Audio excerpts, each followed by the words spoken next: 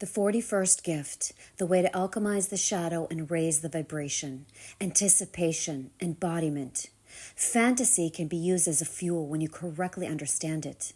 The programming partner of the 41st I Ching is the 31st I Ching, which is the energy of having great influence through leadership. So leadership is often rooted in fantasy, the promise of a better way, a better world. You can see how leaders can use this as a spin to get into power. To use fantasy is to be able to see through its roots, to the core of the desire. Let's take the case of sexual fantasy, since many of us can relate. Sexual fantasy dreams of a certain experience, an experience that takes us away from the mundane. When you look deeper, it's actually a yearning for a more transcendent experience.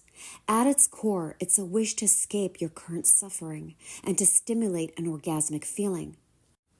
No matter what form the fantasy takes, that is what it really is. It's an ache for love, the yearning to be filled or to be emptied, to connect, to merge. So if you know this really deeply, then your sexual fantasies can rise up inside you.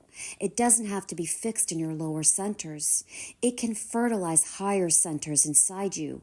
That's Tantra, to move those earthly energies upward. I'm not trying to say there's anything wrong with your fantasies. Not at all. It's about seeing what is under them. And you could do this with any kind of fantasy and dream you have. Look deeply into it and unlock its higher yearning. And then you can use the energy to uplift your consciousness and raise your frequency to hit your heart. The 41st gift is an alchemical energy. Fantasy can either be an escape or an alchemy. This is the gift of anticipation and embodiment where the energy wants to go.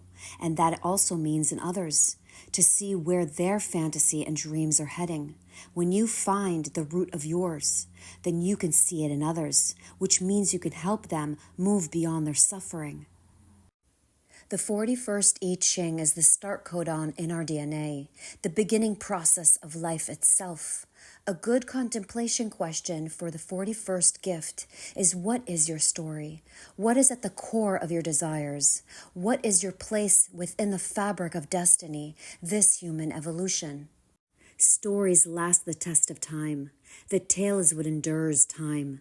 The 41st I Ching knows how to tell a story through whatever medium it adopts. It knows where the stories come from and its importance.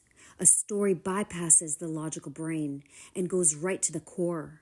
As children, it is often the first things we learn, and as old people,